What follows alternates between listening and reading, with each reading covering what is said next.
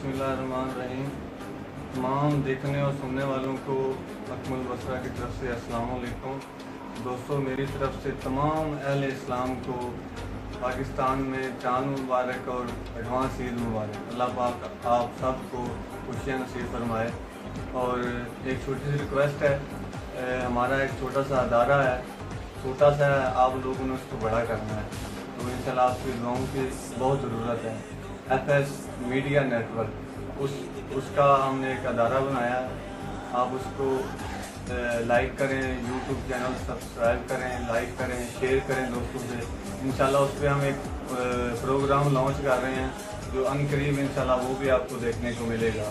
मैं इस वक्त ओमान में हूँ और ओमान से हम एक प्रोग्राम में शेयर करेंगे गला परदेसियाँ में। इंशाल्लाह आपको पसंद आएगा। तमाम अहले इस्लाम को मेरी तरफ से दोबारा ईद मुबारक। दुआओं में याद रखें। आपका अपना अकमल बसरा देखना ना भूलिए, शेयर करना ना भूलिए, लाइक करना ना भूलिए। FS मीडिया नेटवर्क, बहुत शुक्रिया। अल्लाह हाफ़िज़।